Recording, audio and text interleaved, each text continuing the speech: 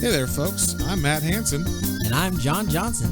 and you're listening to Planes, Trains, and Comic Books, the podcast where we discuss favorites we've reread, comics we want to read, and everything in between. And here's the comic we picked this week. Hey there, everybody. Welcome back to another very special episode of Planes, Trains, and Comic Books. We're doing a little extra episode this week to celebrate Valentine's Day. Yeah, so nothing but sweet, sweet love stories. Yeah, just wonderful love stories that we read. So we wanted to go and find something that wasn't like on the nose too much about Valentine's Day. So instead of going and finding like actual love stories, like romance books or whatever from the 50s or something, we went and found this series. It's an anthology series called Weird Love, which is, I guess it's a bunch of people that went back and looked at all these old 50s and 40s and 60s romance comics, I guess, that were like supposed to be serious romance comics. And basically they're just terrible. Like they're either super misogynistic or super just like off on Whatever the heck whatever they were they're trying talking about. to think about. Yeah, it's weird. It's exactly like it is, Weird Love. And so I guess there's a bunch of different volumes of this anthology, but this is the first one.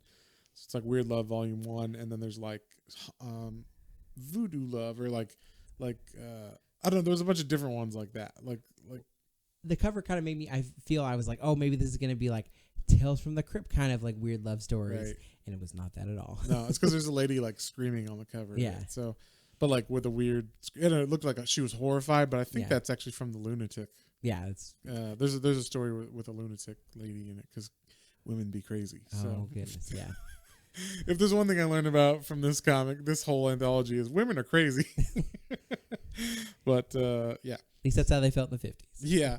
So because this is an anthology, we're not going to go through like every issue, but what we're going to do is we're going to go and like we each picked 3 issues so that like we can go through like a good chunk of them. So that way, you get a good feel for it, but it's not like quite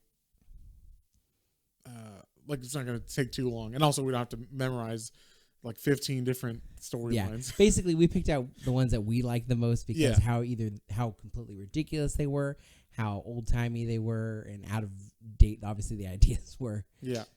So I guess I'll go first. I actually picked technically 4, but there was 2 issues in there that were just, or 2 comics that were just 1 page. So one of them is called Love. And it's just called Love. It's got the peace sign. It's got the L. It's very like, this one was obviously written in the 70s. Yeah, 71 it says.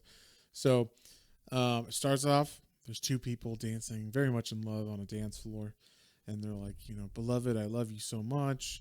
That's what the guy says. And she's like, oh, I like you very much, John. So you're like, wait, what?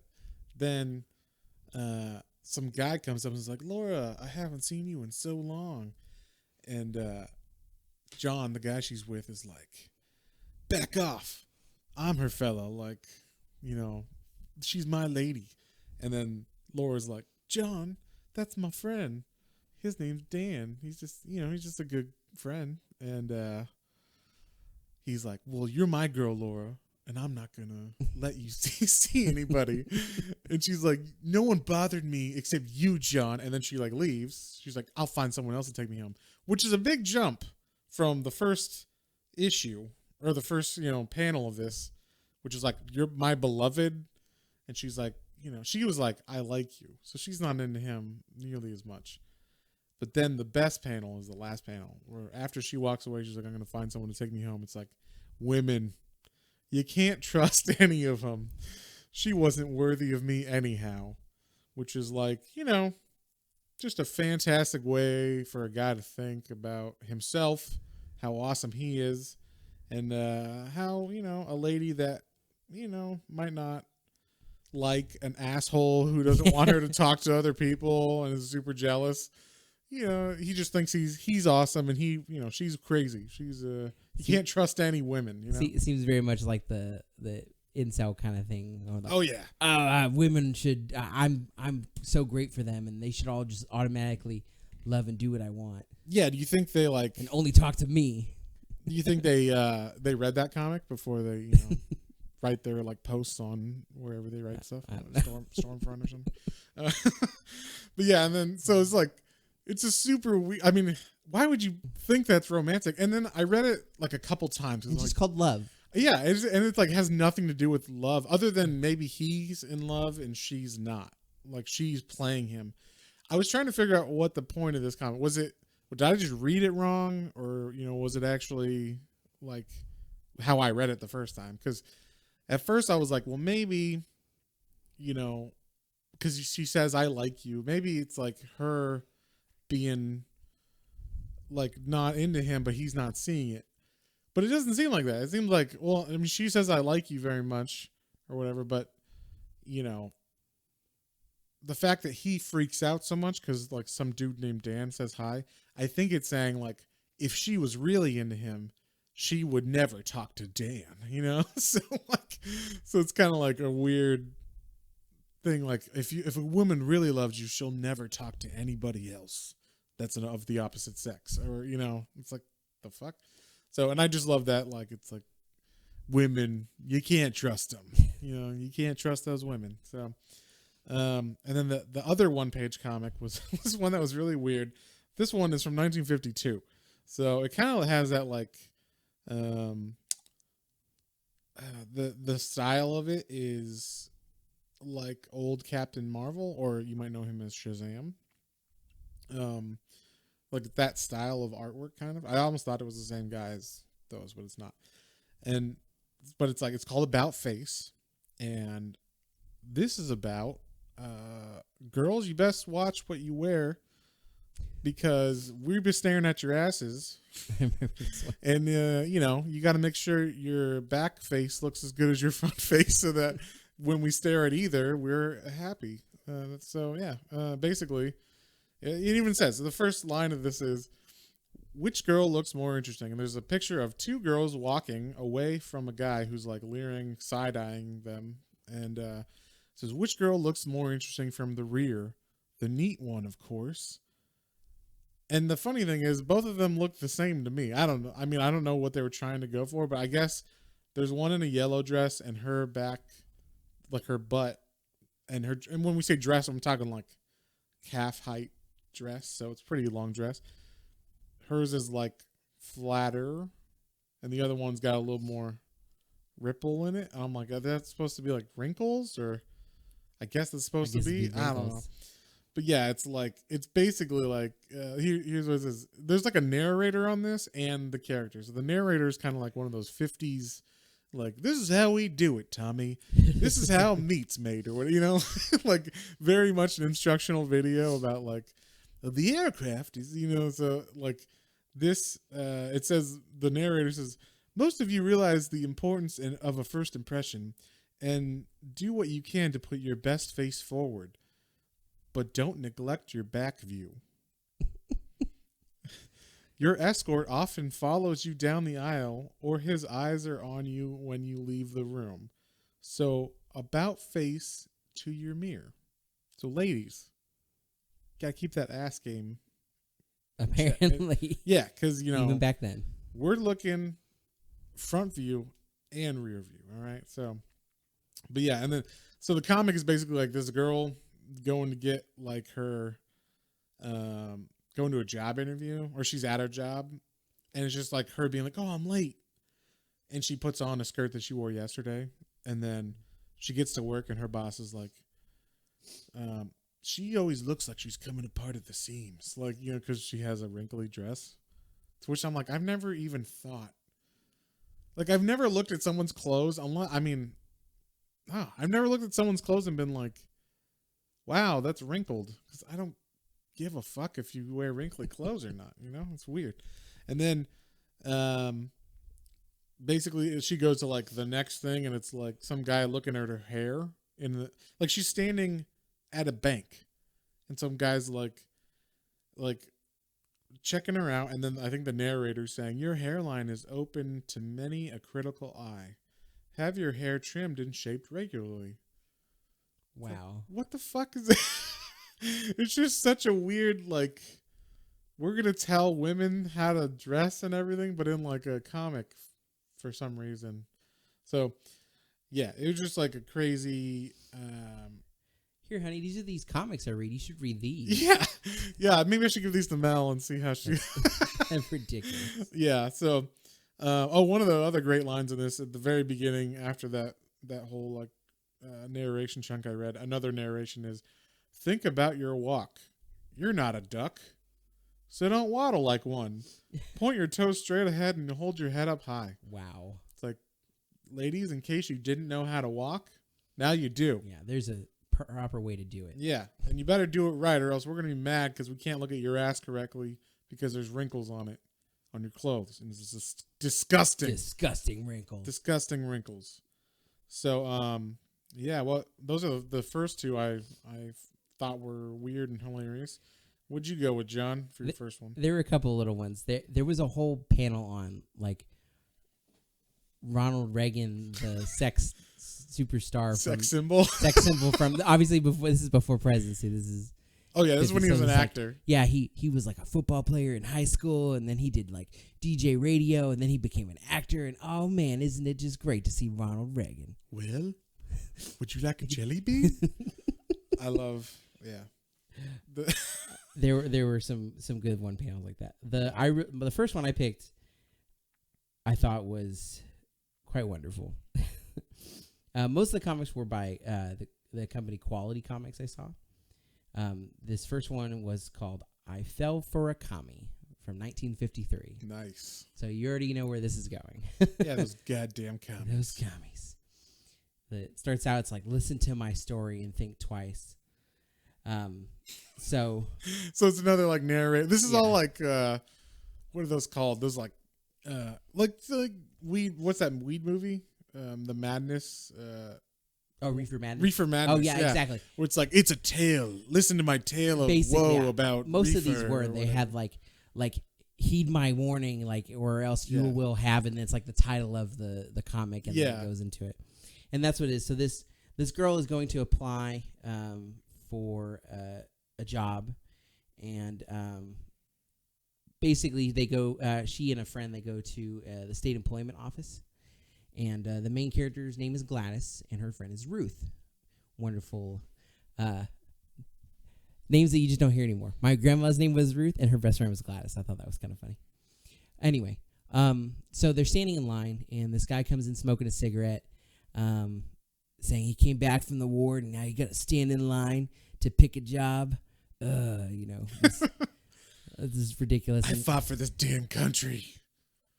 So he's like talking about how shitty this is, and he looks over at Gladys and he's like, "Man, look at this girl. She's all worn out and tired just for trying to find some work so she can eat." And the guy's like, "Whoa, do not pull me into your mess, sir." It's like, listen here, buddy. Yeah, so the people at the employment office like call the cops, and they usher the guy out, and I guess he has a friend there with him, and Gladys and her friend, they're like, "You gotta go too." And she's like, "Why? I'm not with these people."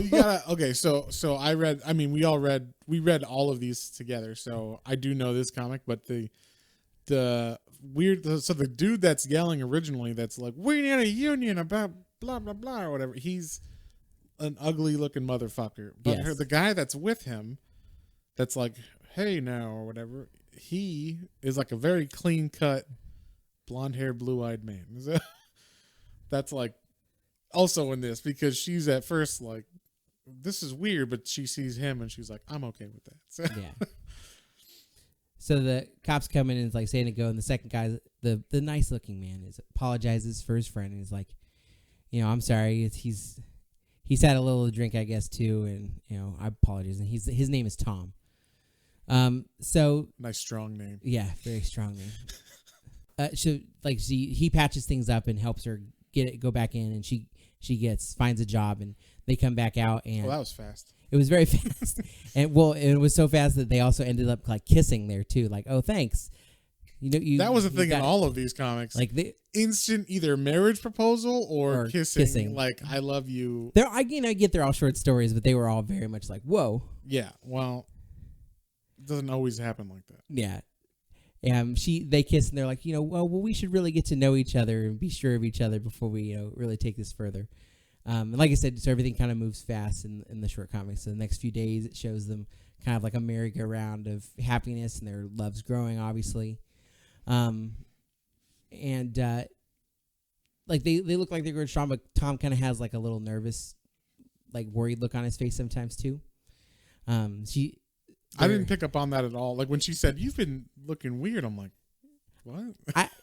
The art wasn't the best. No, the art is that like, well, one of the things is like, so they all have like pouty lips, but all the lips, like for the most part, are black. Every once in a while, you can see a little red in them, but for the most part, they're all black too. So I think that was like color imperfections or something in the printing, because these were like old copies of.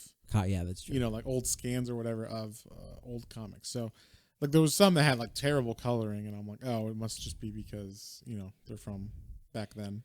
Well, she goes on and she's like, she never wants it to end, and she knows that there's something wrong. She seems like there's something off with Tom, but lovers share their problems, so you should just tell me, tell me about your business, and I'll tell you about what's going on with me.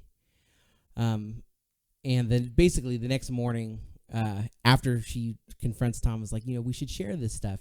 She gets a letter saying that he can't explain, but he has to leave her for now.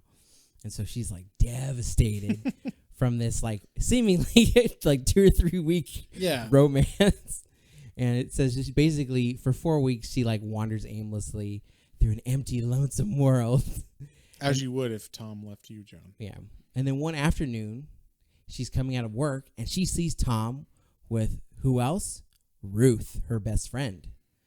And she catches up with Ruth the following day, and she says, "Hey, I saw you with Tom.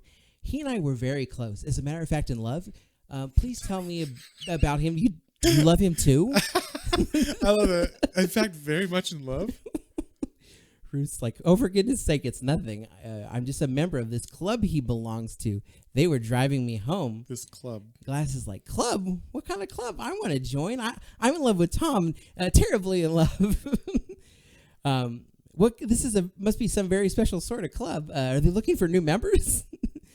So Ruth is like, well, they're meeting tonight. Meet me in the square, and I'll take you with me there. So they meet up later at the Young Americans Club. That sounds suspicious to me. Young Americans? Glass is like, the Young Americans Club. Oh, it must be one of those political clubs. Yep. Silly boys. So they go in, and Ruth introduces her to Mr. Phelps. I guess he's like the head of the club. And then she sees Tom and the other guy who was like kind of gruff earlier with smoking a cigarette and yelling at the job office. I guess his name is Tom. And Ruth's like, wait, the other guy's name is Tom too? Yeah. They're both? Oh, no, sorry. Tom and Sam. Okay. His name is Sam. Tom and Tom.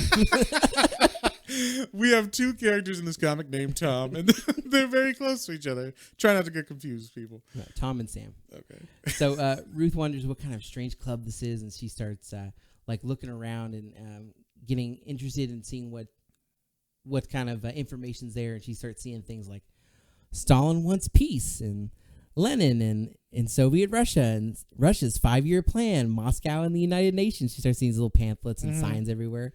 And she's like, strange. Well, maybe she can listen. So they all sit down, and Mr. Phelps is speaking about the capitalistic war against them, and says that Stalin is their friend.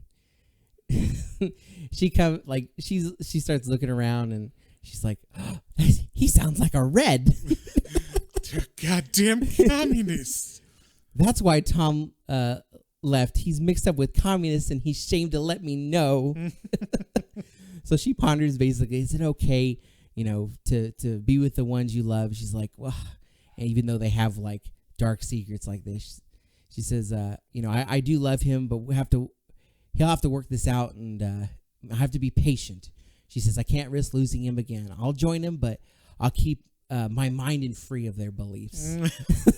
I'll be a good American and don't listen to any of their commie beliefs. Yeah. So Tom's like, you don't have to stay around and do this. He's trying to like persuade her, like it's not something you have to do. Like it's good to see you, forcing you to do but this. I'm not forcing you. She's like, no, it's okay. I want to hear. And so Mr. Phelps, the head guy, is like, well, okay, let's get you into basically the beginners club. Yeah. Start you out at level 1. Here's the writings of Lenin, Marx, and Stalin. Like, just study this.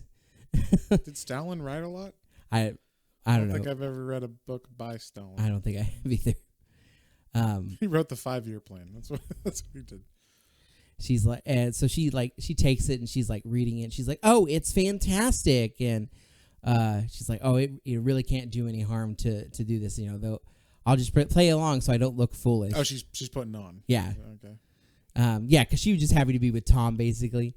And Tom still like they have a moment afterwards. He's like, I want to tell you some stuff, and I want to tell you all about it. And she's kind of stops and is like, hush, it isn't serious. It's okay.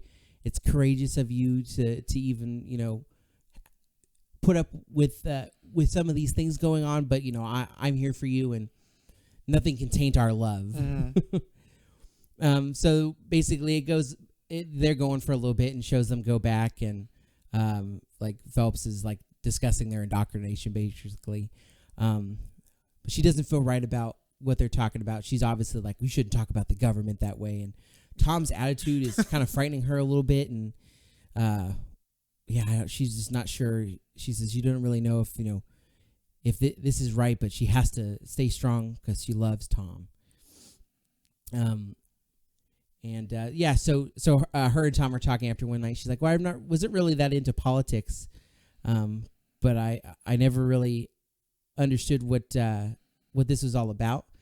But Tom's like, well, it's okay because I don't want you to be influenced here. It's okay.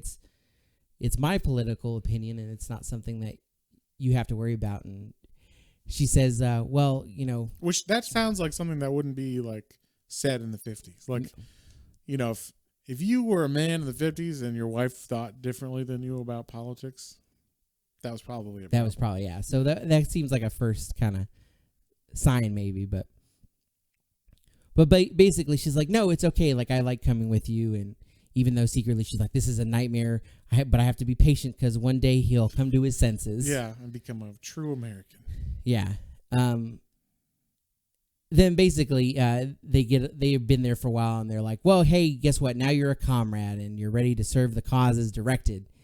And she's basically she's like, I can't take this anymore. Yeah, this is madness. Flips out. Yeah, she screams and is like, stop it! You're all traitors, all of you.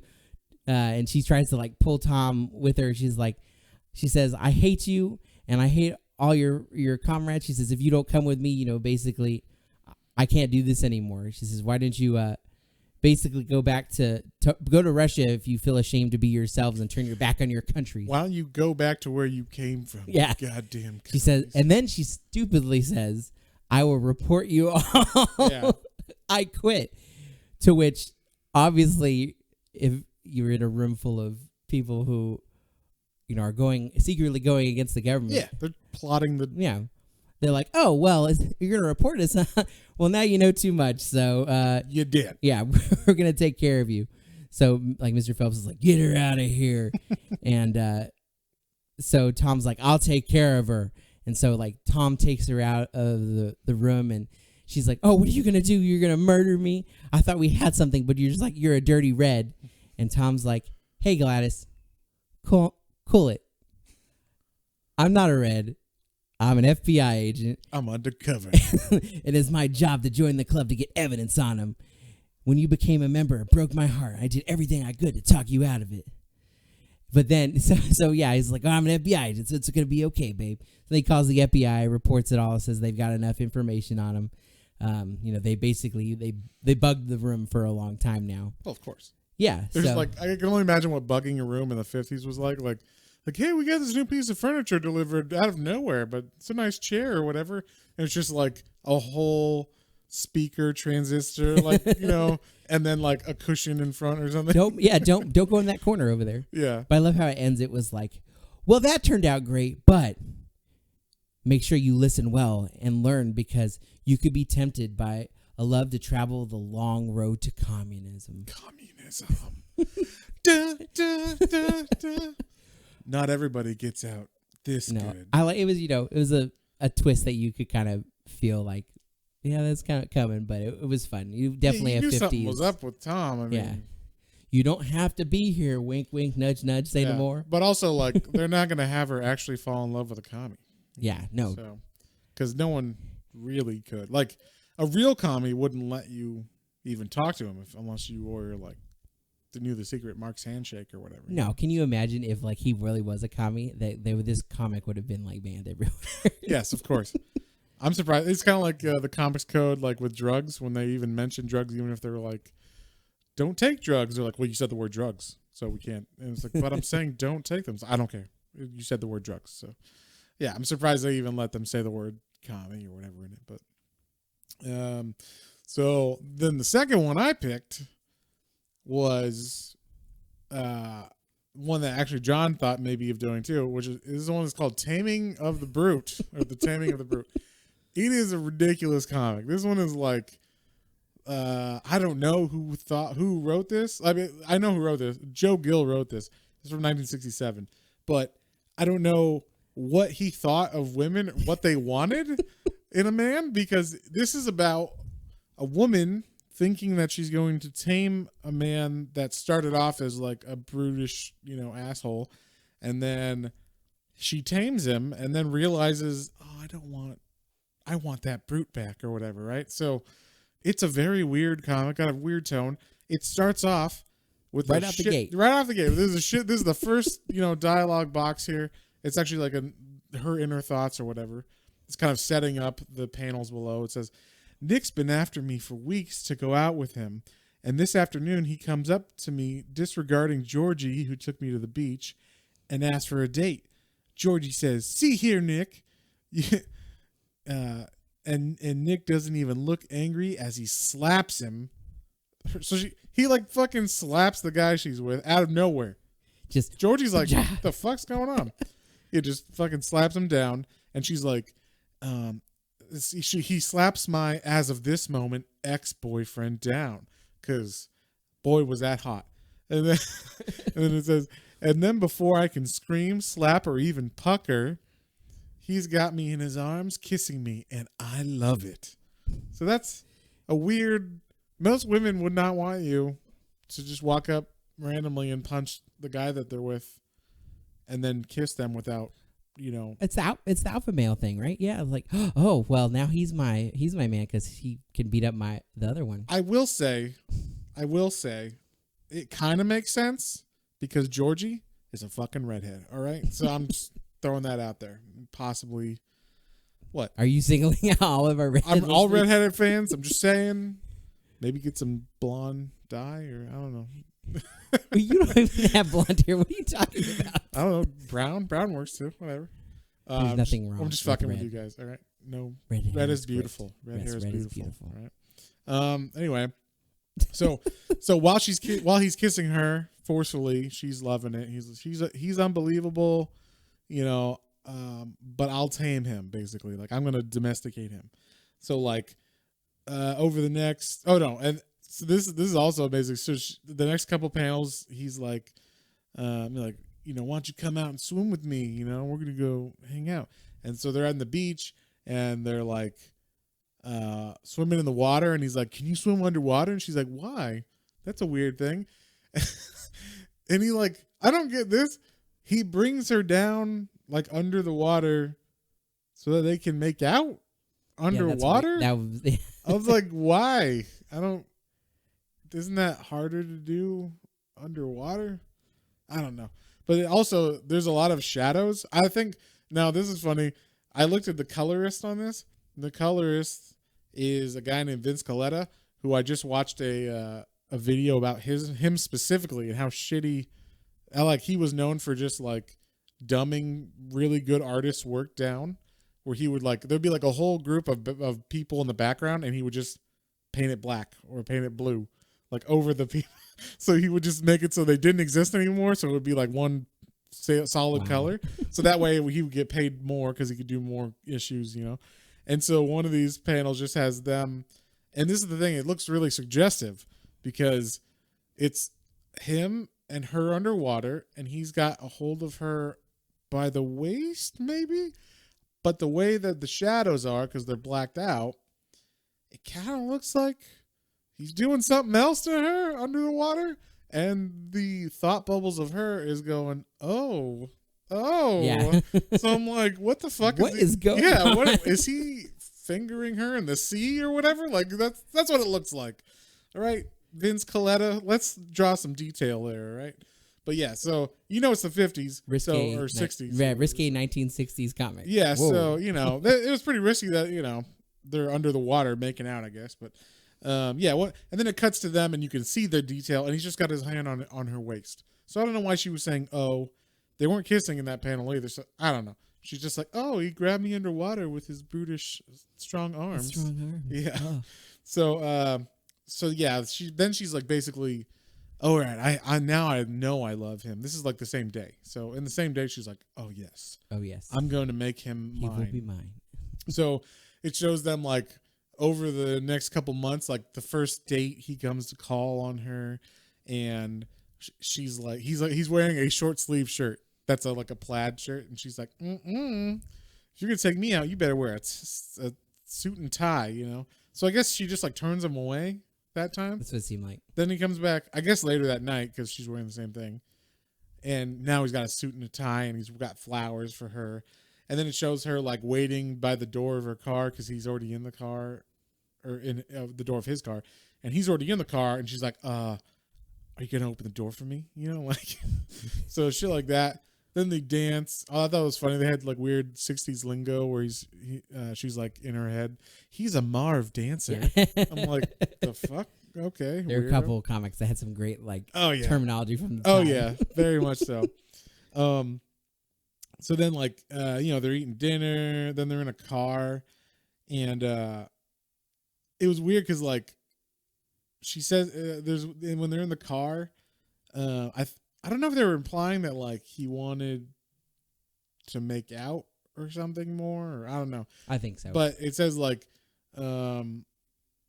he says, if I'm so crude, maybe you'd better not go out with me again. And she's like, now, darling, don't pout. And then the next panel is her being like, don't be mean, Nick, kiss me goodnight. And so then they do. And then she says, I'm sure I don't want him to go away mad. I'm like, all right. So I better kiss him. Yeah. And then wow. And then, they kiss, and they, kiss a couple more times. Then shit gets real because now they're dating for, I don't know, a week or two. And and they've already kissed, so it's pretty serious. Oh man. But it shows them, and she's all pissed. They're at the beach again. She's all pissed because he's playing football.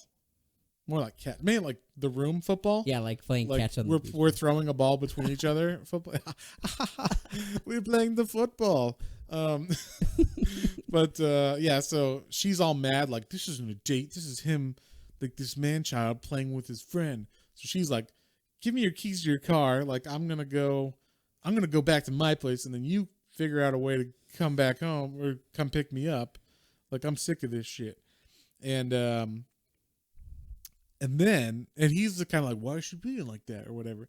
And then it cuts to her like that night, and it says, she's thinking in her head as she's like lying there, Nick was so angry. I thought he was going to hit me. What? Yeah. First off, the panel before didn't show him mad at all. And then like, why would you jump to like him hitting? If that's an option in your head, probably not a great relationship to get in, that deep in. So, but he, good luck. He didn't hit her. And what he actually did, he comes over and he proposes. So it went from he might hit me to he's proposing and I accept. So they get married. He wanted to go to Miami for their honeymoon, and she's like, "No, you dumb. Yeah. We're going to Paris." She even chose his best man. Oh yeah, because and he looks so miserable in all these panels after they get married. He's just like, brr, like, yeah. I'm mad because she's telling me everything. Like, even they're on the plane going to Paris, and the stewardess is like, or whatever they're called now. I don't know, stewardess is fine, I guess. It's a lady, and it's I don't know, someone who gives you shit on the plane. Airline attendant. Airline attendant. There you go. That's what I was thinking. And she's like, "Can I get you anything, Mr. Mastros?" And he's like, "Nothing, thank you." And she's like, "That's my boy." Like, what the fuck? Why can't I get some water on the goddamn plane? You will be trained and trained well. Yeah. So then, like, it's him back at their house, and he's vacuuming, and he looks sad. And they have friends over, and he's got an apron on, like a half apron. Yeah. I don't know, like a maid's apron or something. And he's got a pot of coffee. He's like, "Hey guys, you want some coffee?" And they're like, "What's he doing? He's serving us coffee like a woman. What is this?" Like, you got him trained really good. Yeah. And like the friend was like, "Oh, he's like a timid lamb now." Yeah. So yeah, and then basically because of that, because the girls are talking and the girlfriend is like said he was like a little lamb, she's like, "What have I done? Like, I don't want a lamb, I want a brute." So then she starts being like mean. It was like a Harry and the Hendersons. Yeah, it was basically like her being like, "We don't like you anymore. Like, you made the coffee shitty and the room looks terrible. And, I hate you." And then he's like, I assume he's supposed to look mad, but he just was like, "What is this lady saying?" That's the look on his face. And he says like, "You folks better go. I guess it's time I quit kidding this tomato I'm married to." Don't know why. I don't. He called her a tomato. I don't either. But I'm going to start calling my wife a tomato. All right? Apparently they love it. Then this is the best panel. Because as a modern comics reader, this would mean something else until it cuts back. But so the next panel is them walking out. The friends. And they're like, they just hear slap, slap, slap. And you're like, oh my God, is he like beating her? And it cuts back and he is, but he's spanking her. But the one friend's like, "I hope she is getting." Oh yeah. Yeah. The girlfriend is like, why that brute is, as she hears the slapping. And then the guy's like, "I hope to heaven he is hitting her." Yeah. So it's like a super weird, especially if you didn't know what was going on in the next panel. Like, I wish the page break was there, so you have to flip the page to see what's going on. But it was actually like right next to it, so you would be like, "Oh, he's not physically hitting her in the face or whatever," but he's actually got her bent over his knee, and he's like spanking her. And she says, this is her thoughts: "I asked for it and I got it, but I certainly didn't expect it to be this painful." And it's supposed to be like a playful, line. And he says, "Now, woman, who wears the pants in this family?" And she's like, "You do, Nick. I'll never forget it again." And then they make out, and then it was like perfect. That's the end. That's the end. Yeah. Wow. That is a crazy weird comic, and now I know exactly what women want. Fantastic. What was your second one, John? That was fantastic. That was fantastic. Oh. Okay, so there were some other good ones, man. There was like the escort girl one was really interesting. That was weird. There's a lot of weird ones where the stories were just like, where the fuck is this going? Yeah, Slave to Despair was interesting. But you know what? I think this was my favorite one though. The Bosco plays matchmaker. Oh man. It starts out, there's like the little like above the, like I said, a lot of these are like tune in this week for this, love can come to a boy and girl in many ways, but none would be the wiser when Bosco plays matchmaker. And who's Bosco? And who's John? Bosco? Bosco's a bear. Looks like kind of like a grizzly bear just sitting in a zoo. You reminded me of there's a scene where like there's a bear in The Simpsons, and they're like, "It's this bear," and he's like, "Arr!" And he's got like dead eyes or whatever. It just made me laugh. It looks kind of like him. It was pretty good. So so there's a bear and a man and woman are like, the cover is like the bear sitting there all kind of like on his butt like, "Whoo," and a man and a woman in like their wedding gowns throwing a bouquet over into the bear. So this bear's sitting there. He's in the Bronx Zoo. He's like a big fuzzy old bear, they say. he can't talk obviously, but they give him internal like dialogue every once in a while in this comic. That was kind of fun too. I'm a bear. Yeah. Oh.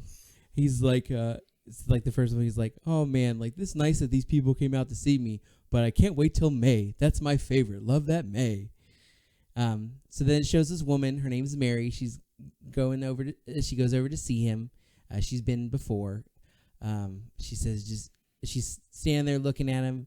She's like, oh, he's lonely, just like me. I wish I knew somebody in New York. I'm so lonely. And then it shows another panel of a guy coming up to look at the bear. His name is Pete. And he's gazing at the bear too. And he's like, oh, man, I wish I knew somebody. I'm so lonely too. I wonder what will happen, John. Love works in mysterious ways. When Bongo. Bosco. No, Bosco. When Bosco is around. So it shows her, it goes to like the next day, and the girl works at a hosiery counter. Is that what I think it is? A hosiery counter? It's like pantyhose. Oh, that's not what I thought it was. It shows this old lady returning like pantyhose with this big rip, and she's like, oh, you can't return that, ma'am. It's like, oh, I need to speak to your manager. Yeah, your old ass was in these. Yeah, so. And then it shows Pete's a mechanic, and he's just like, oh, another day, work. I'm lonely and sad. Like, just like both their mundane jobs or whatever. Yeah. They both have dreams of falling in love.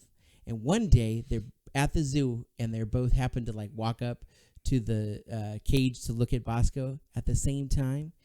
And the one thing I really liked about this comic is the ridiculousness of the zoo. So they're standing there, and then they're like throwing like peanuts and food over to the bear. Oh yeah, like it's like a '50s zoo where you just like throw shit at the bear. Hey bear, look at me, bear. Do something, bear. Yeah. I said, look at me. So they're like feeding the bear, and they like kind of look at each other, kind of glance, and he's like, "Oh, she's got a nice face," and Mary's like, "Oh, he looks kind of nice, but you can't trust anybody in the big city. He could even be a criminal." A goddamn criminal. And then maybe a commie. Maybe. And then I love the panel. The bear. It shows the bear doing like a quick like double take at both of them. Like, uh-oh, I think I know what's going on here. Bosco's gonna play matchmaker. So the guy. So Pete tries to break the ice. What's that? Mary. Pete and Mary. I was trying to remember her name. So Pete tries to break the ice, and he's like, hey, I think I've noticed you here before. And I thought, hey, you like bears? You must be interesting. And she's like, yeah, I've seen you here before. Get away from me, you masher. That was whatever that freaks the fuck out. You know, the women in these comics are very hysterical. Very hysterical. Hysterical. They need to control their emotions. Yeah. They make them out to be quite crazy. Ridiculous. Yeah, it's just absolutely horrible portrayal. So anyway, but this or accurate, depending on where you no, but seriously. But this is like we're joking. Yes. We love women and our wives. There's no way our wives are very progressive, and there's no way we can get away with saying anything. Oh my God.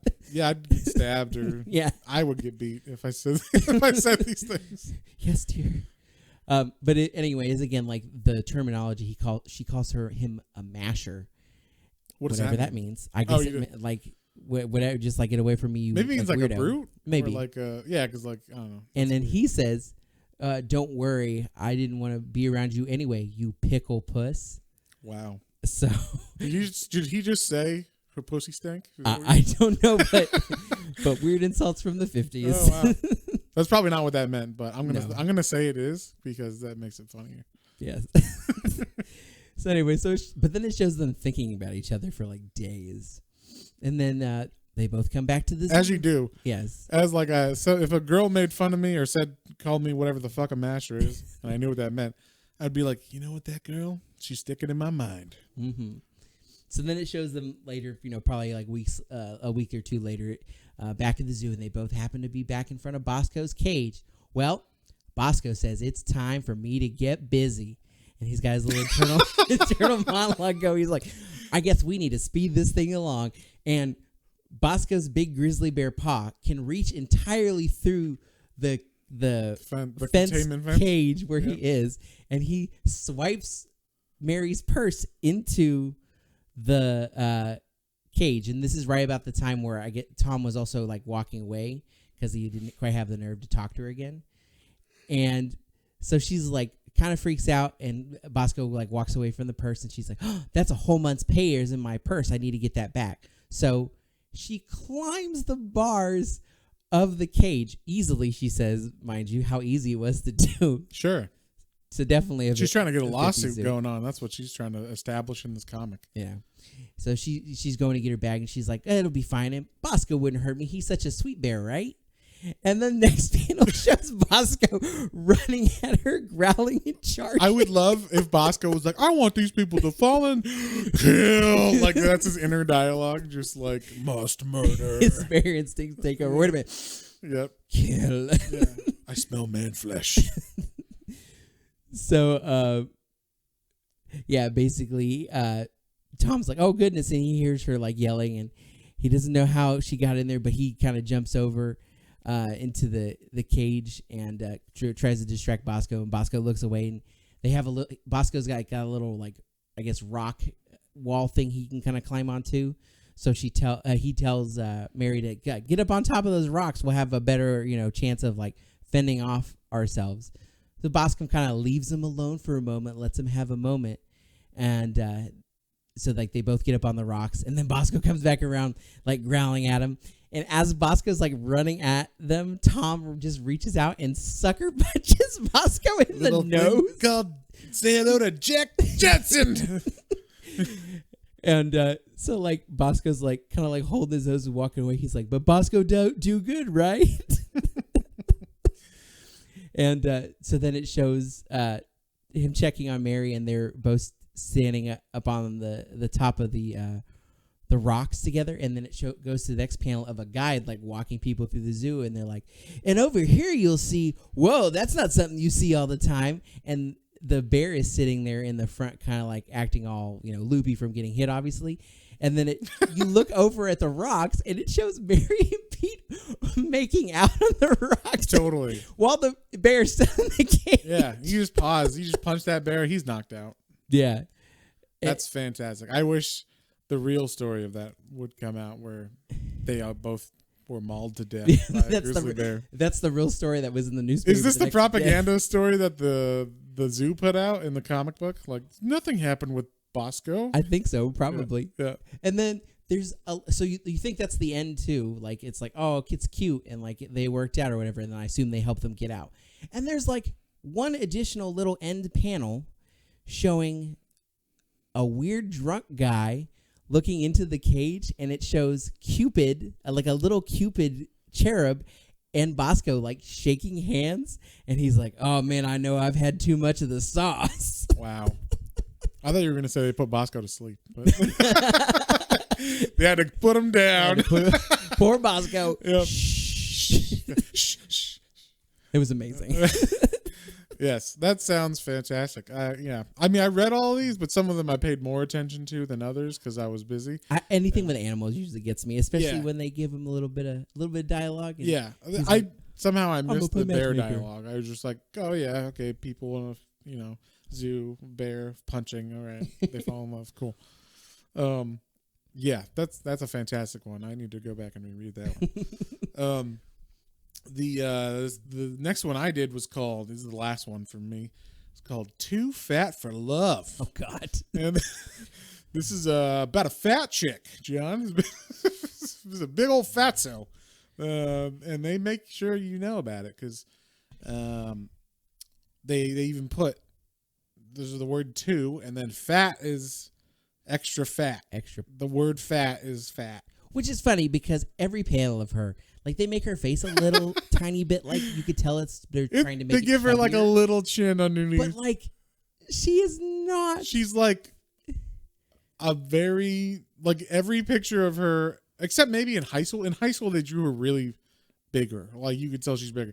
But in, like, when she's an adult, she's got like a normal body, I would say. I mean, maybe not compared to the other people in this comic. So she's not like a Barbie doll. No. She's like a normal person. Yeah. Like, this does not look. No, this is not like Gigantor, or the Blob or some shit. It's like, no. She looks normal. But anyway. But. Yeah. Anyway, this one is fantastic. So this girl, there's a lot of inner dialogue or like narration from her. And it starts off with, perhaps you think it's fun to laugh at fat people, but did you ever stop to consider they have feelings too? In my case, for instance, I can still vividly remember the horrors of my childhood. So then, obviously fat people have feelings, I would think. Yeah. By the way, I'm fat, so I can make fun of this. We both say this as two fat guys. Yeah, so we're allowed to say this. But yeah, so it's like her in high school, and she's hanging out with two skinny girls. I guess they're skinny. I don't know. They got sweaters on, so not super figure showing. But this guy named Tommy's running out. And he's got a letter on his sweater, so I'm assuming he's a letterman. That means he's a jerk. Yeah. In 50s comics, that means he's a jerk. Yeah, and they're like, oh hey Tom, and they're like, he's like, hey girls, want to go to the soda pop fountain? And they're like, sure, but what about Betty? Of course, they name her Betty. It's such a weird name. That's that 50s trope name that you just automatically like. Oh no, I'm sorry. Her name's not Betty. That's the other person. Her name's Mona. I'm sorry, Mona. One of the other girls named Betty. But yeah, so they're like, what about Mona? And he's like, what, Fatso? Like, this is what he says. It's like the meme. Who, Fatso? She doesn't need any sweets. She looks like she's about to bust now. I don't want her to explode all over me. Wow. He said that right to her face. Christ. And then, they're like, and the best thing was like her skinny friends trying to defend her. Her skinny friend goes, that's not nice, Tommy. Mona can't help being fat. And that's supposed to be like nice. And then you see Mona be like, meh. So basically she's like starts running away. And then this guy named Tony, who's her neighbor, she even says like, he's always been nice to me, but he's my neighbor, so he has to be nice. I'm like, that means in fact he probably doesn't have to be nice to you because he's your neighbor and he could like say whatever the fuck he wants all day long at your house or whatever. But yeah, he's like, don't worry about it, Mona. He's an asshole. Or he doesn't say that. He's a wise guy. Or that's 50s lingo for asshole, I guess. And she's like, stop it. You're lying just like everybody else. You think I'm fat too, but you're just too nice to say so. So then she runs home, and I love this. What do you think her house looked like, John? What's her house full of? In every shot. In every panel. I don't know. Food? Some sort of food. There's 2 boxes of, one's open and one's not open, of sweets. So like some sort of chocolate boxes. And then she's like crying on her mom and like being like, oh, why don't the boys like me? They only like skinny girls. Why can't I be skinny? And then the next panel, there's another plate of food. It looks like maybe like sweetbreads or something. Like it looked like conchas, but it's not. Like they're not Hispanic, obviously. Because also, this is the other thing. So this book, I was talking to my wife, and we were laughing because this is like an ethnic family back then because they're Italian, possibly. Maybe Greek-ish Italian. I don't know, like maybe Sicilian, some one of the darker sides of Italy, because they make them sound like they're super like exotic, like the way that they like back in the homeland they say women like she says I'm fat, and then the mom's like, child, you're not fat, you're just pleasantly plump, and anyway men love plump women. Look, your dad married me. Your uncles are married to plump women. And she's like, they hate fat girls. And that was back in the old country. So it's like they're trying to establish that like these are ethnic people in America now or whatever. But it's like they're just Italian and they all have black hair and stuff. So it's a weird. They made them sound like they were crazy, like exotic, but they're just Italian. But they're just Italian. Before the time. I guess they're saying like, oh, Italians are fat too, which is funny as well. But yeah, so the mom goes, I said men, child, not boys. Your dad likes plump women. Your uncles like plump women. And then she says, it's different here in America. Like, like you guys got married back in the old country. And so basically, she goes to a doctor. Doctor's like, there's nothing I can do. It's a glandular problem, and we don't want to mess with that. Which I was surprised. I thought it would be like, here's some diet pills. Here's some amphetamines. That's true, something like that. But. Here's some straight up meth that you can take to make you do your housework better and also lose weight. So, and I should say, like, it cuts from high school to like when she's an adult now. So like, so she's an adult seeing a doctor now, and she's like, she sees the doctor. He's like, I can't do anything for you. Sorry. And she's like, oh my God, I'm so fat. Blah blah blah. So I think the mom and the dad come up with a scheme here, but you don't know it's a scheme. Just randomly one night, this guy shows up. That's like her dad's associate, and he's eating dinner with them. And then it's like I said, this is the first night they met. She just comes down to eat dinner with him. Then he's like, I always take a walk after dinner. Why don't you join me, Mona? And she's like, okay. So they go walk, and they're on a bridge, and he's like, the only reason I asked him to invite me out tonight was so I could meet you. I fell in love with your picture on his desk. And then she's like very like self-deprecating. So she's like, no, Gene, don't say things you couldn't mean. And he's like, I know it's sudden, Mona, but I mean it. I fell in love with your picture, and now I've fallen in love with you. This is really like meeting. Maybe 2 hours within meeting each other. And she's like, oh, Gene, I. And then I assume they kiss or something because he's like, darling, Mona, darling. And she's like, Gene, oh my goodness. He says, I'll make you so happy, Mona, darling. I swear I will. Let's get married soon. He proposes to her within like 2 hours of meeting her and eating dinner. And then, she comes home and her dad's like, yeah, he's a great guy. After 2 hours of meeting my daughter. And so he's just happy. Look, for her whole life, he's just like, I'm just happy that she's going to get taken. Finally, Fatso gets out of the house. Something, I mean. So, yeah. So, then it shows like him and Mona getting like, more acquainted. They're on dates and people are making fun of her. And I guess these are maybe people from high school because they're like, do my eyes to see me? Or is that Mona the mountain with a man? And then some guy that she's talking to says, it's a miracle it's a miracle of some sort. Or maybe this guy is blind. This Jesus. It's just like super fucked up. And then like she's like, do you hear what they're saying about me? Because they're saying it apparently full volume like next to her. So they like have no care about her feelings or anything. And then she's like, do you hear what they're saying about me, Gene? And he's like, don't pay any attention, babe. You're with me, and that's all that matters. And so she's like, oh, Gene, and then cuts to, let's see, maybe a couple of weeks later or, a week later. Let's just say 4 days later because, this comic everything is going fast. Yeah. And Mona's visiting this is where you find out Mona's dad runs a candy factory.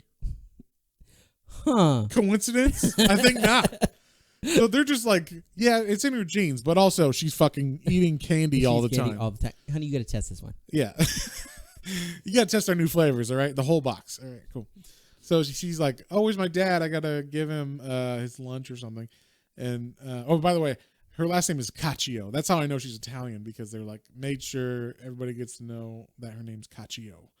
So you're like, okay, Italian name. Perfect. So she goes back. And she's like, Dad, you forgot and she sees him talking to Gene, and Gene's like, I don't care what we agreed. I want you to make me a partner before I marry Mona, not after.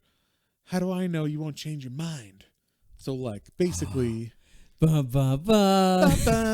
he's like, I want a piece of your fucking candy empire, old man, and I got to marry your fat daughter for it, and I want it now. If I got to like kiss this cow again, basically. He didn't say any of that. I just made that up, but But basically, that's basically what he said. And she, hears and she runs out, freaks out, rightfully so. Yeah. And then she runs home. She's like, she shows her like, I didn't care what was gonna happen to me, and she's just walking through traffic, like stone faced, just like what? And people were like, that girl could have been killed, and some truck driver's like, watch it, where you going, lady? And so she walks in and she's like, I can't believe what you did, Dad. Leave me alone. There's nothing to say at all. And oh yeah. And in the meantime, like every couple of weeks or whatever, the guy Tony, the guy who seemed to like her in high school that she like ignored him liking her neighbor, he's been showing up being like, hey, how's it going, Mona? So he still likes her. She's still like, I don't see you at all. fucking neighbor kid or whatever, but he's an adult now, so I don't know. And she's like, he tries to stop her and be like, don't let in, like, you're fine, Mona, nothing's wrong. And she's like, you don't know, Tony. You always said it. You were too nice to say I was fat, but I know you thought I was fat too. So then she's like, I'm gonna lock myself in my room. She locks herself in a room. It says, I believe, for 2 weeks. Yeah, it's 2 weeks. She got food still. Did she? No. It didn't. And it says right here. It says like her mom's like, let me in, but she won't come in. And she's like, you haven't eaten for anything for more than a week. So she's got food in her hand, but she won't let her through the door. So then finally the dad breaks down the door and she's like in her bed, so weak she can't move. And the doctor comes in because they called the doctor.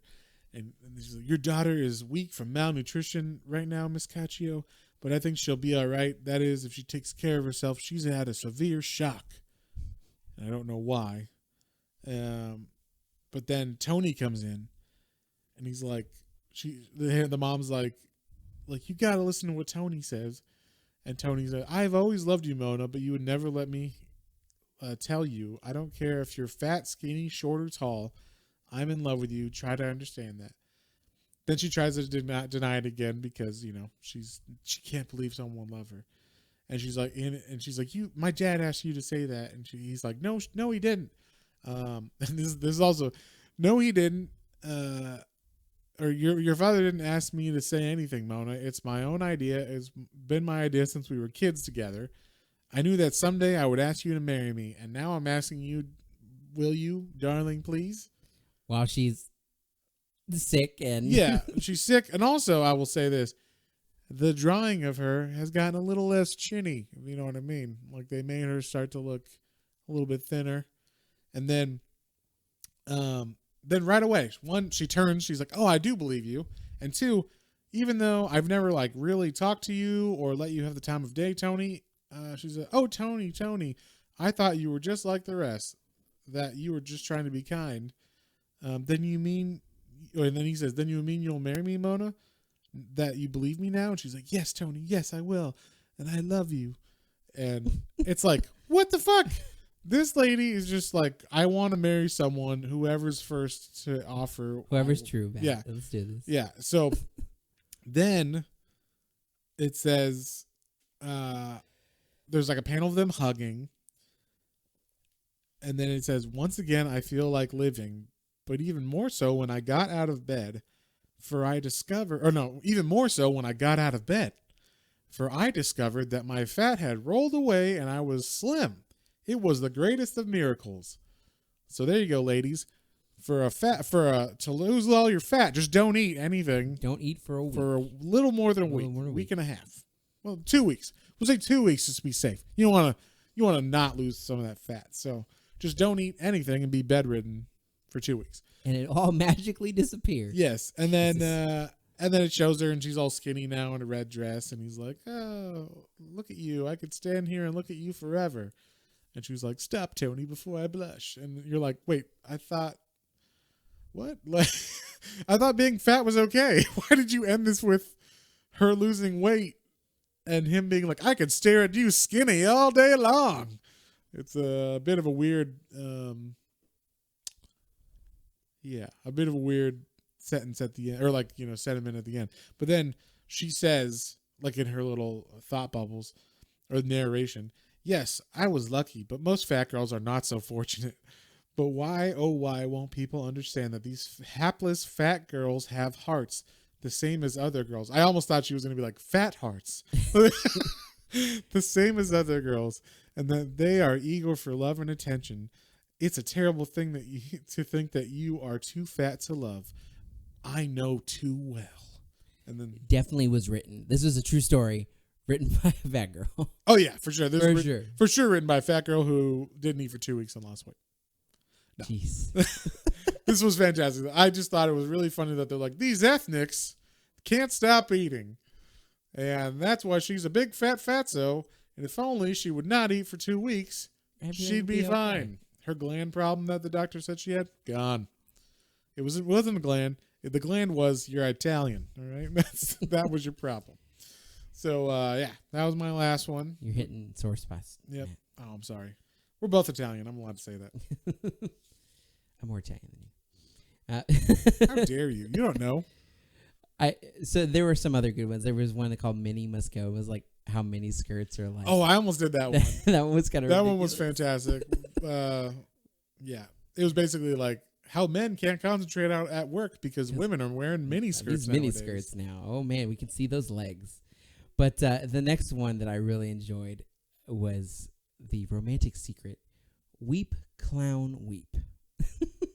It very much felt like it was going to be like a like an artsy. I thought it was going to be like an artsy one. Yeah, and it was interesting. So it's 1952. This is by Mark Swayze.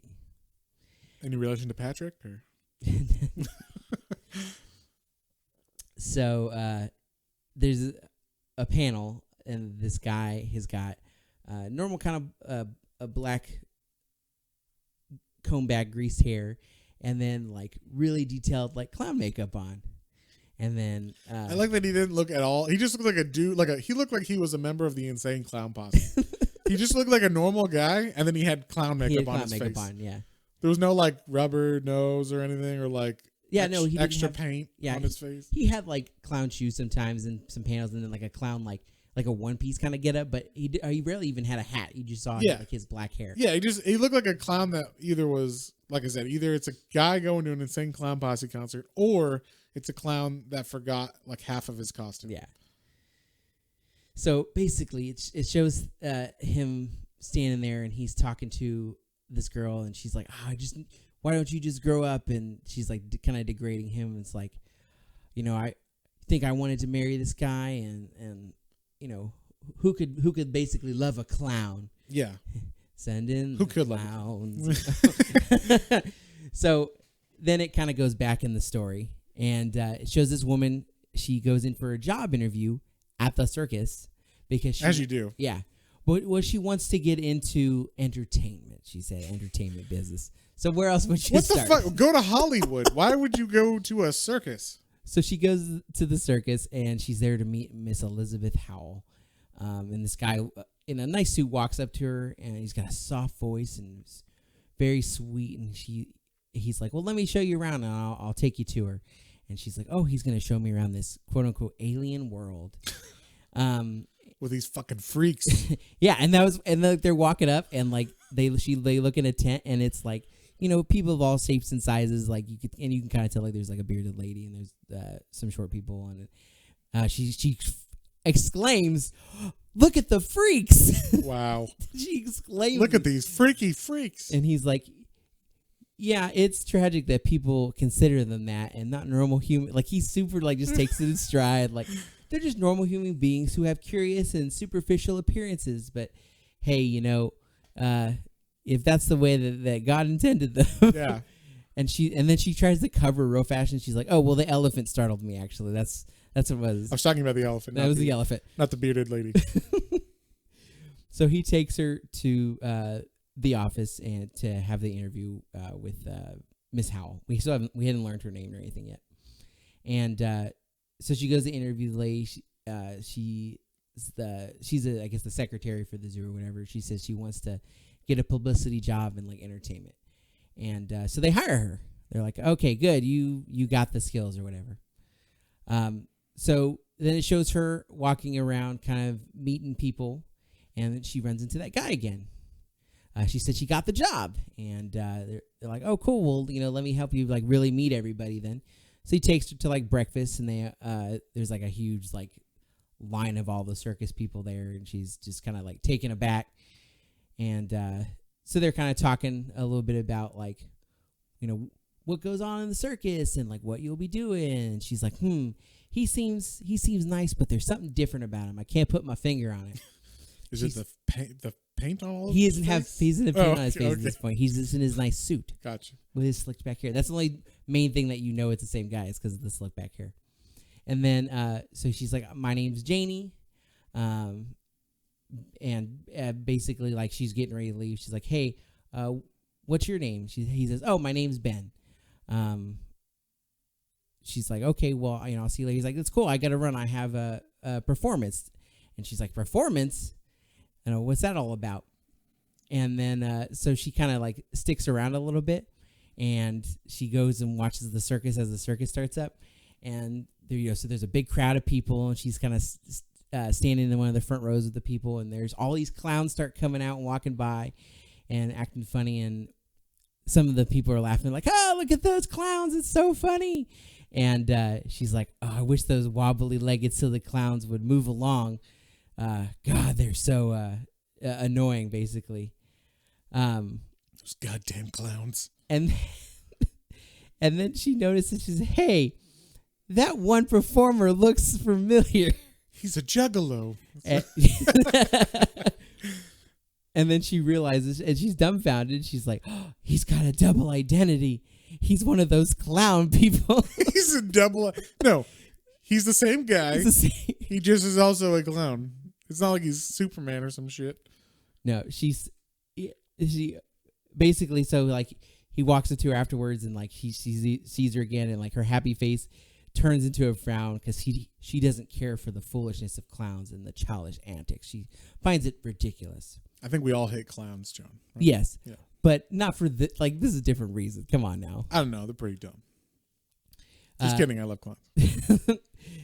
He says he really wants her to stick around and have a good night, and she says, "Well, I can't be, I can't be seen with you like that." So he's like, "Okay." So he goes to take off his makeup and whatnot, and when he walks back out, then she's like, "Oh, hey Ben, it's you. Like everything's okay." Wow. And like I'm ready to have a good time, and then they kiss because that's what you do. Once right he doesn't away. have his creepy clown juggalo makeup on, you can kiss him. Yeah, she said she can't take them dressed up, but when he gets clean with his suit, then it's okay. So she's like, well, maybe I can forgive the clown thing. It is kind of idiotic and whatnot. But maybe I can forgive it. I mean, she wants to work here too. Yeah, I don't understand why she's being really superficial. Yeah, it's really horrible. She's like, I want a job here, but look at that fucking clown. What a loser for being a clown. Also, I want to be a secretary for clowns or whatever. Yeah. So yeah, and then like when he's not in makeup, she's like, "Oh man, you got me wrapped around your little finger." Like I'm totally like you. So they go out to a party at it looks like Ben's friend's place, and like they're all laughing, having a good time, and then they ask him for an impromptu performance because all of his friends know he's a clown, and she's like, "Oh Ben, please don't." He's like, "Oh, it's just for a little fun, basically." He pulls out a makeup kit. He says, he's just got some that would be annoying. His clown stuff with him. He just has a bag full of clown shit. Just like, I'm ready. Basically. So like he gets a little bit on and like starts doing like funny stuff, and she's like, "Oh, they're laughing at me." She's like, they know, they're not really laughing at him, they're laughing at me for being with him. Just super like over the top about this. Whoa. This lady is cuckoo. So yeah, so she basically goes, and as they're going and leaving, he says, "Oh no, why would you do it on a night like tonight? I intended to ask you to marry me." After having, again, probably knowing each other for maybe a couple days, of a week at max. At max. And that carny life though, you got to move fast, She says, "How can anyone take you seriously? I wouldn't consider marrying you until you find something better for yourself. Some kind of job, not this clowning around thing." Basically, yeah, this clown thing is too much. I'm a clown manager. I can't believe he does this by his own choice. So then they don't see each other. They're still both working there, obviously, but they don't see each other for a couple days. And then he comes by the office one day where she's working. He's like, "Hey, guess what? I took a job at the commissary. I'm dropping being a clown." She's like, "Oh, thank goodness." Inside, like, "Oh, maybe we can be together again." Then it goes like kind of like several weeks going by, and like, okay, like they've been going out or whatever, and everything's fine. And then she's walking by the tent one day with the lady that she interviewed with, and they kind of look in, and she can't believe it. He's in there dressed up like a clown, making people laugh. So she like bursts in. She's like, "I can't believe it. You don't care about me. All you care about are these cheap thrills. Blah blah blah. We just can't do this anymore." So So Jane quits. She's like, I'm done. She quits her job too. The clown job? No, she quits working at the circus. That's what I mean. Yeah. So she quits because she's so mad that her man also works at the same place she works. Yes. But he's a clown. That's ridiculous. What the fuck is she? He's a ridiculous. She's just like it works in the office or whatever. Secretary. Yeah. So she's a clown secretary. She's a clown secretary. So I don't understand. How does she have the gall? Well, anyway, then it shows her later on. She got a job at a television magazine, is what it said. I was like, all right. What is that? I guess it's like TV Guide, is what I thought. A television magazine. We'll tell you about the latest and greatest in television in print. In print. And it says that she's been there for 6 months, and they're like her boss. Oh, maybe it's not the latest and greatest. Maybe it's a magazine about TVs. Like, no, no, because it's about the entertainment industry. And oh, like, okay. Hey, we're gonna, we want to invite you to this award ceremony tonight. You've been working here for 6 months, and you're awesome. Blah blah blah. So they go out to this award ceremony, and they get dressed up, and they're going out, and they get there, and they're sitting down, and they're giving out awards, and they're like, and the next award is given to the sensational clown of the circus, and it's some humanitarian. What? I don't know. It's some humanitarian award that's gifted to. And they're like going on. It's like the sensitive entertainer who benefits all kinds and brought laughter to children and adults. They're just gleeful. Performance touches the human heart. Blah, blah, yada yada. And then she realizes, like, she sees that it's Ben, and she's like, oh my goodness. And then she basically has a change of heart in that moment. She's like, oh, everyone's okay with him being a clown. Why am I the only one who has a problem with this? Wow. And he won an award, so well, that's what matters. Yeah. Yeah. He's a prestigious clown now. So. Yeah, so she like meets up with him later on, and it's like, oh, I'm in love with you. I've been in love with you, and I just never saw it that way in your makeup, but I guess basically I'm in love with that. And then it shows them embrace and kiss in the clown makeup. Nice. So she's okay with it now. Did she put on clown makeup too? Or? I mean, I assume that when she pulled away from him, she had the same mask. That would be amazing. She kisses and then it pulls away. She's got a big white mustache, like a goatee and a mustache around her face.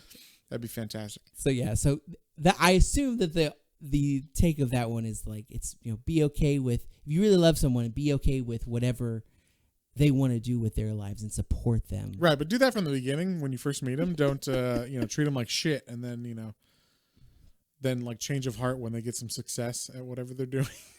That's the weird thing, is like the whole point of that is to, like you said, like you shouldn't judge a book by its cover or whatever, or like you shouldn't judge people based on what they do.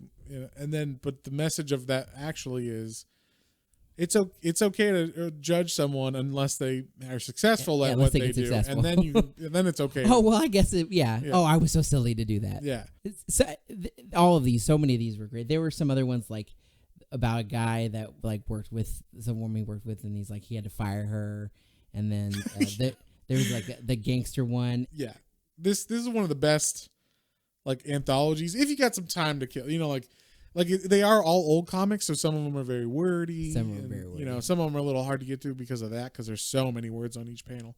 But if you got some time and you want to read some funny, fucked up, weird 50s and 60s comics, check these out. Yes. So yeah, that's the Weird Love Volume 1. Yes. Yeah. And like I said, there's a bunch more of these. They're all called different things. I can't remember what the other ones are called, but they're all similar, like Fearsome Love, or weird stuff where it's like love stories, but they're about gangsters, or they're about whatever. So but they're all funny generally. So what would you rate this anthology, John? As an anthology, for the like getting to look back on it, and I mean obviously most of the art was quite terrible. I mean, it's like 50s art, but like you said, some of it obviously was scanned. So I mean, I take some of that in consideration, but still, wasn't wonderful. But I mean, the Bosco one brings it up an extra step for me. So I would probably give this just as a fun read, different from anything we've read so far, for sure. I'd probably give it a 6. It was fun. I give this a 6 too. It was a straight fun, like some of them at first I was like, oh, I don't care about this, but then as they went on, they went way crazy. They took some like you expect like these are gonna be like, so again, I thought going to this like, oh, it's gonna be Tales from the Crypt. And it wasn't that. It was much more like that. like goofy 50s, 60s stuff. I'm like, okay. Yeah. And then even some of them still took that extra turn. I was Yeah. like, what the fuck? Yeah, like the spanking of Yeah. her or whatever. Like shit like that. I'm like, what the fuck? So yeah, weird stuff like that. Pretty fun to read.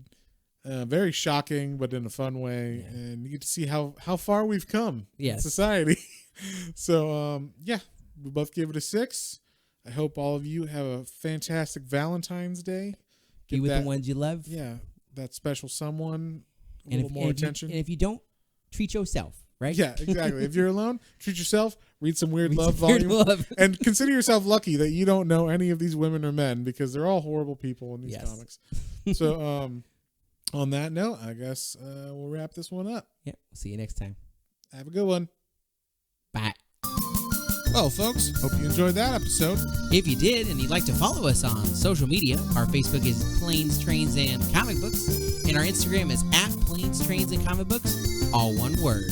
And be sure to like, share, and subscribe for more recommendations to add to your weekly pull list. Thanks for listening, and we'll see you next time.